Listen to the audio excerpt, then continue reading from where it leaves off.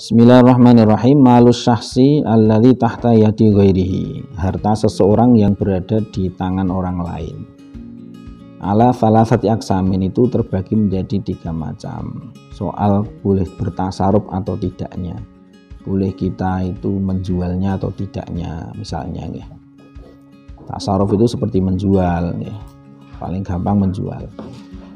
Pertama, matmunun domana akdin. Sesuatu yang di apa ya, matmun itu nek cara Indonesia nih, dijamin ya, dijamin dengan penjaminan akad, seperti kalmabi'i wasamani wal mahri, seperti barang yang dijual terus kemudian saman itu barang yang digunakan untuk membeli. Ketika sudah diakadkan itu namanya barang yang dijual disebut dengan mabi, barang yang digunakan untuk membeli disebut dengan saman ketika sudah akad.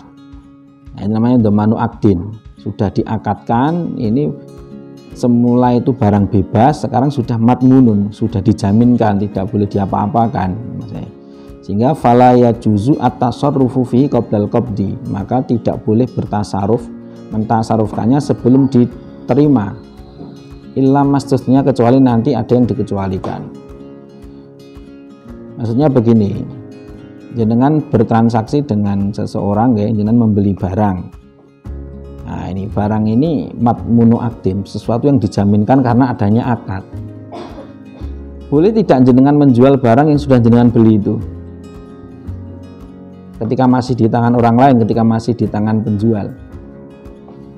Tidak boleh, sebelum jenengan qobd.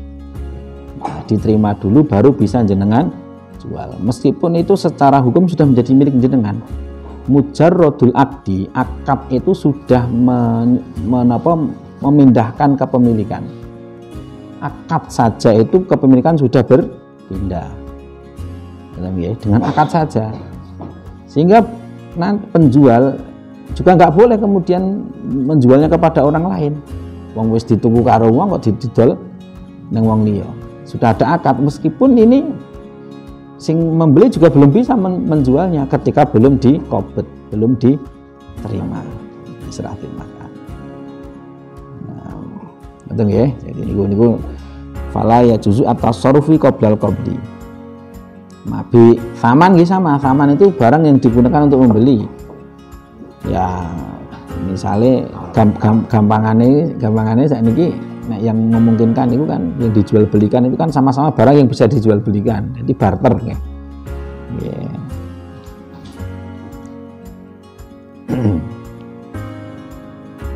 Mahar ini sami.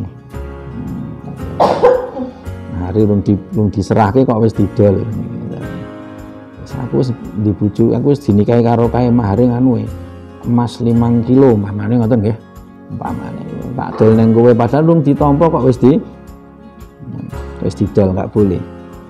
Jadi harus diqobd dulu. Yang kedua matmunun domana yadin, ditanggung dengan tanggung apa ya lem bahasa niku. Kadang niku kesulitan kita membahasakan ke Indonesia ini. Ya, jadi tanggungan kekuasaan. Nah, matur nggih monggo nggih. Seperti napa kal maghsubi, barang yang digasap, yang diambil oleh orang lain tanpa izin, itu namanya napa maghsub. Wal mu'ar, barang yang dipinjamkan ke orang lain. Fa yajuzu at-tasarrufu fihi qoblal qabdi, maka kalau seperti ini boleh bertasaruf, dijual boleh sebelum kita menerima barang itu, meskipun masih di tangan orang lain. Ini kan bahasanya adalah harta seseorang yang berada di tangan orang lain. Yang pertama tadi sudah berpindah milik dengan akad jual beli misalnya nggih. Nah, domana akdin itu namanya. Kan sudah harta sudah menjadi milik pembeli, tapi masih di tangan penjual. Nah, ini yang kedua, ini barang yang digosop. Teko dinggo karo wong, dicuri misalnya. Nah, bukan disewakan tapi dipinjamkan, karena domanul yad. Kalau sewa itu nanti domanul amanah namanya. Amanah bukan doman. Itu boleh tidak? Boleh boleh dijual. Barang sing tak yang sedang disewakan. Barang dipinjamkan, bukan disewakan, dipinjamkan. Kalau disewakan kemarin sudah dibahas, itu juga boleh itu sebetulnya. Ini contohnya, cuma ini baru mencontohkan domanul yad nih, gitu. Domana yadin itu boleh dijual. Barang gosop lho, pada digosop wong kok oleh didol iki piye carane. Makanya ini harus ada penjelasannya dengan syaratan atau dengan catatan si pemilik ini punya kemampuan untuk mengambil. Kalau digosop wong ora ngerti. Lah digosop sopo, barang ini ora ngerti. Nah, ini kan berarti nggak boleh ini wong barangnya ora ketok, barangnya ora. Nah, ini tetap yang penting napa rukun atau syarat jual beli yang kemarin itu terpenuhi, yakni misalnya baik musyahadatin, barang yang bisa dilihat atau sudah dilihat, sudah diketahui. Artinya barang ini penjual maupun pembeli itu sudah sama-sama pernah melihatnya barang itu. Ini posisi barang ini sedang diambil oleh orang, itu boleh dijual atau tidak? Boleh, dengan catatan si pemilik ini punya kudrah, punya kemampuan untuk mengambilnya. Karena menurut mazhab Syafi'i ini kan tidak tidak sahnya itu kan ketika ngadamul kudrah. Nah, ketika tidak kemampuan. Kalau ada kemampuan maka ya sah, kembali sah lagi kan.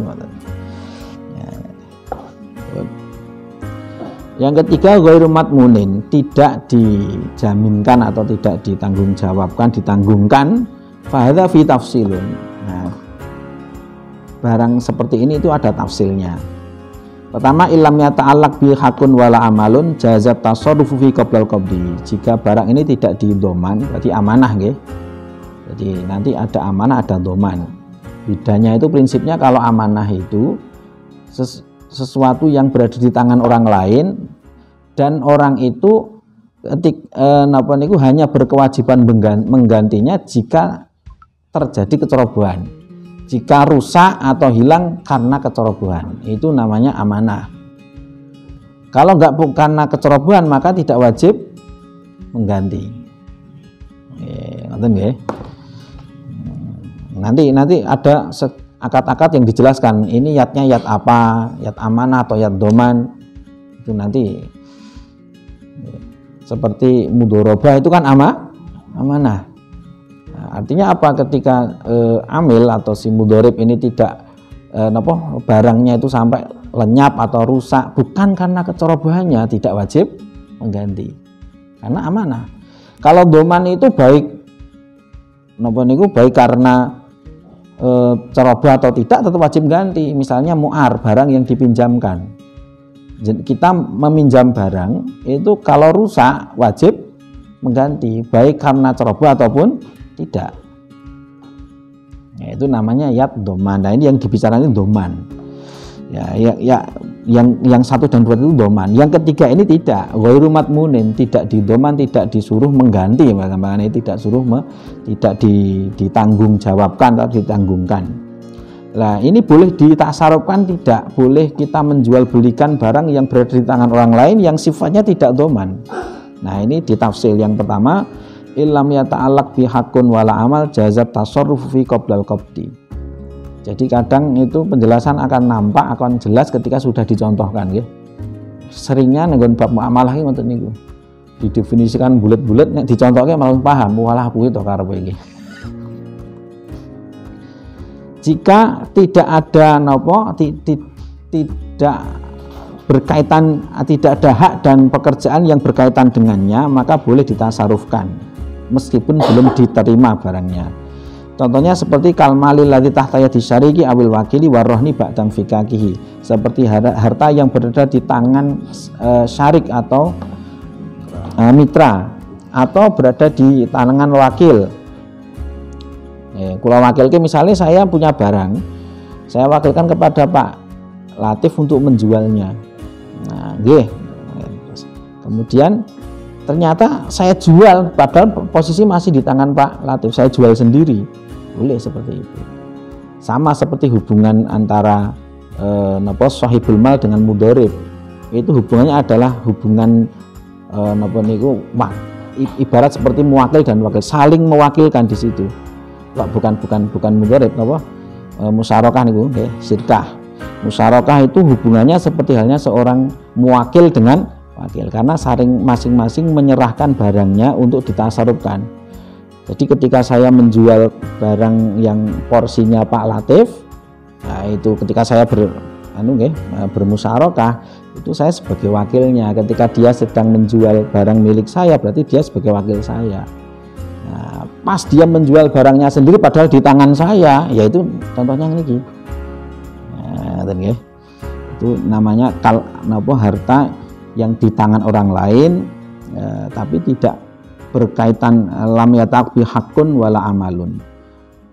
Juga contohnya adalah rahan atau barang yang digadaikan tapi setelah infak itu sudah selesai gampangannya, selesai masa gadainya tapi belum diambil barangnya.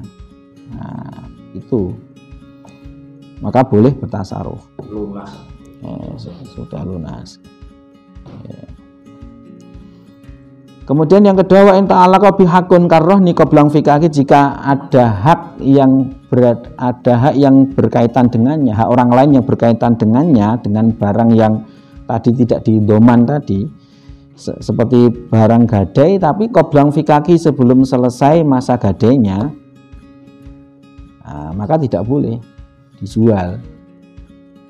Barang digadeke baik rohin sing menggadaikan maupun murtahin nggak boleh menjualnya, apalagi murtahin orang wae. Tapi kenapa rohin si pemilik kok nggak boleh menjual? Karena ada hak orang lain di situ, yakni haknya murtahin. Nggih. Kan digadaikan itu kan karena untuk sebagai jaminan utang. Nah, sehingga ini ada hak orang lain di situ. Barang yang digadaikan ini ada hak orang lain, yakni hak murtahin, orang yang menerima gadai. Nah, sehingga rohin nggak boleh menjualnya, meskipun barangnya di tangannya loh ini. Nah, apalagi ini di tangan orang lain, ini kan sedang mencontohkan barang ini sedang di tangan orang lain. Marhun atau barang yang digadaikan itu boleh berada di tangan rohin, boleh di tangan murtahin, boleh di pihak ketiga. Nah, waktu kita kemarin menggunakan rahan tasjili, itu kan sejatinya kan rahannya itu kan adalah seluruhnya ya, motor dan surat-suratnya gitu. Yeah. Artinya kan banyak kan penyimpangan seperti itu terjadi. Para nasabah atau keuangan atau di anggota di koperasi itu kan yang menjual itu banyak. Wong kita pernah sudah barangnya sudah dijual, kan sebenarnya itu kriminal kalau dalam hukum positif. Secara fikih juga kriminal ya. Secara hukum positif itu pidana. Cara fikih ya kriminal nih gue kan. Belum infak kok sudah dijual. Au amalun, atau di situ ada napa niku, ada kaitan pekerjaan. Seperti kalau mustajari alaihi min nahwi khayyatin aw sabbagin falaisa lahu tasarrufun fi qablang fikati. Seperti orang yang disewa. Orang yang disewa seperti seorang penjahit atau seorang sobag. Falais sobag itu sing tukang mewarnai ini namanya sobag. Wenter nggih. Falaisa lahu tasarrufun qablang fikaki rohni, maka tidak boleh bertasarruf sebelum lepas masa napa rahannya, baik atau diserahkan infikak. Yang penting sudah wis petat nek cara nggih, sudah selesai. Wa qablal amali, dan sebelum bekerja. Wa kadza ba'dahu illam yakun sallamal ujrah. Maksudnya pripun niki? Kula misalnya nyerahke kain tenggone Pak Latif. Eta-etake menjahit gini, eta-etake mawon iki. Tolong ini dijahitke. Urung digaweke, urung dikerjakan kok sudah saya jual. Enggak boleh. Wong urung belum diamal nggih, belum amal. Ini harus coba ini perlu direnungkan, ada nggak yang semacam itu dalam kehidupan kita itu, orang menjual suatu barang yang itu belum selesai tuntas dan tak. Kasusnya properti itu. Itu ya, banyak niku. Banyak semacam itu. Nah, karena ini kita sangat mungkin akan berinteraksi semacam ini, Gus. Mohon ini Ya, nggih. Jadi misalnya contoh yang sering terjadi niku pengembang-pengembang. Gitu, itu barang urung digawe mengagek kayak untuk tanah itu wis payu. Gitu. Nah, barang urung digawe kok wis payu barangnya urung ngono. Itu pertama di Ul Ma'dum itu sudah jelas nggak boleh menjual barang yang belum ada. Kalau tanah mungkin masih real kan. Mungkin tanahnya bangunannya. Maksudnya bangunannya kan perumahan. Nah, perumahan ini kan banyak atau itu barangnya belum dibuat sudah laku. Nah, itu betul gambar. Nah, itu bagaimana itu kalau akadnya baik jual beli maka tidak sah. Maka itu dengan akad yang lain namanya istisna. Yeah. Yo sebetulnya asalkan ngerti akad pirang-pirang niku yo ono wae solusine. Ono wae. Wong bingung kan nek ora ngerti. Nggih. Nah, ini kita sedang menjelaskan bagaimana jual beli model kayak tadi itu enggak sah. Kalau akadnya baik jual beli. Kita pernah enggak membiayai sebuah properti yang belum jadi di sana dengan akad? Apa itu pernah? Waktu rumah kan beda-beda ya, yang kemarin terakhir itu ya, aman kan? Iya. Kita ada pembiayaan rumah berapa? 200 juta. 140 juta. Nah, istisna pernah? Kita belum pernah. Sudah pernah kita rancang itu yang pernah kita mintakan fatwa GPS itu. Tapi sampai hari ini belum pernah ada. Yeah.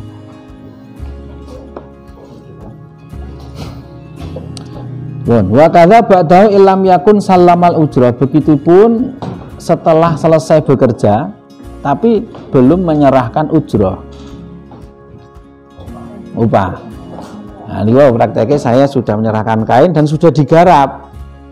Kan sudah selesai kan ba'dal amal ini. Tapi saya belum bayar, belum ngupah, ini saya belum boleh saya jual. Itu sangat mungkin banyak terjadi. Nah, itu tadi kan itu barang ini yang harus tetap diingat ya. Ini adalah barang yang masih di tangan orang lain, ngoten nggih. Dan napa niku kecuali ketika itu barang sudah tidak di barang orang lain meskipun kita belum ngupahi. Itu bisa. Nah, bisa. Kenapa? Karena berarti memang ini upahnya ini bersifat utang, bersifat napa niku namine bersifat tak muajal. Walaupun tanpa diakadkan gitu. Masalah enggak? Nanti dalam akad itu kan harus dijelaskan. Upah itu harus upah maupun itu pembayaran itu harus dijelaskan. Ketika tidak dijelaskan di takjil maka berarti cash. Nah, kan di awal itu sudah jelas. Iya, harus di awal sudah jelas. Nah, sehingga ketika sudah demikian kan barang bisa kita tarik meskipun kita belum bayar utang iki aku kan ngoten. Nah, baru bisa kita napa niku jenenge kita jual. Wa in kana ba'dal alam amali wa taslimil ujrah jazal tasarruf. Mafhum mukhalafahnya jika setelah bekerja dan sudah menyalahkan ujrah meskipun barangnya masih di tangan orang lain boleh dijual. Contohnya misalnya gampane kula nggawa wong ngoten niku lho barangku. Nah, kula wis ngopahi jenengan ngoten iki oleh didol. Karena untuk memenuhi syarat jual beli kan orangnya harus tahu dulu. Dalam mazhab Syafi'i kan kita masih mengikut mazhab Syafi'i gini. Kecuali kalau pakai mazhabnya Hanafi, yang penting niku nanti ada khiyarul ru'yah kan namanya. Khiyar. Dikembalikan kalau memang barangnya tidak cocok. Tapi prakteknya di marketplace atau apa namanya? Kayak Shopee itu istilahnya apa? Ya, itulah aplikasi jual beli online itu kan bisa atau dikembalikan. Betul. Artinya betul. Itu kalau secara mazhab Syafi'i nggak masuk tapi Hanafi masuk. Dulu ada Gus yang katanya dengan mengharamkan jual beli online itu. Iya. Sampai sekarang masih banyak. Karena patokannya mazhab Syafi'i. Seperti saya kemarin itu kan jadi mushaheh Batul Masail putri-putri niku kan acuannya Syafi'i semuanya. Jadi kadang ya tak pancing-pancing iki nek cara mazhab iki ngene. Ya saya soal pernikahan muhalil yang di setting ya seperti yang saya sampaikan ya. Mazhab Syafi'i kan itu mengesahkan makruh saja. Ada itu. Yang penting di luar akad.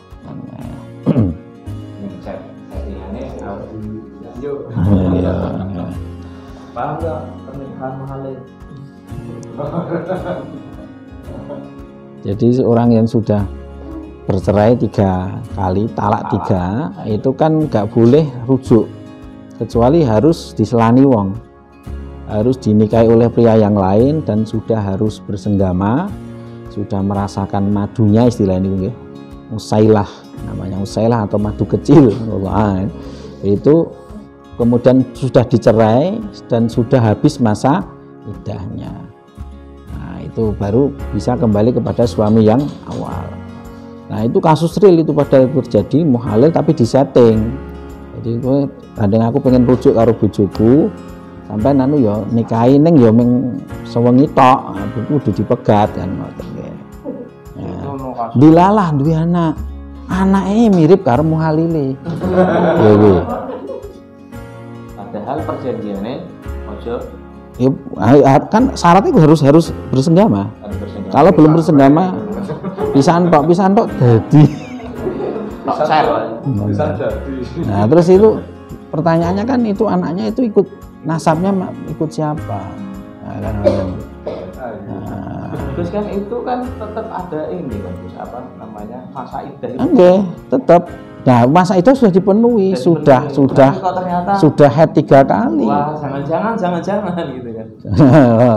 Itu nak wong Jawa iki nak wong pas hamil iki ora oleh mikir seseorang persis.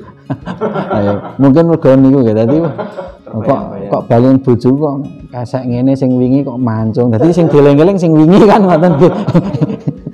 Dilalah karena muhalilnya orang Arab. Orang Arab muhalilnya itu. Nah, suami aslinya itu Jawa Tulen gampangane kok. Muhalile. Muhalile Arab. Kudune ya Arab, Arab patek genah. Akhirnya jawabannya kan itu tafsir. Ketika lahir antara napa niku napa niku lebih dari 6 bulan nggih. Atau kurang dari 6 bulan. Kemudian ini kok tafsir mangke lak wonten kula kirim ke mawon mangke kapan-kapan.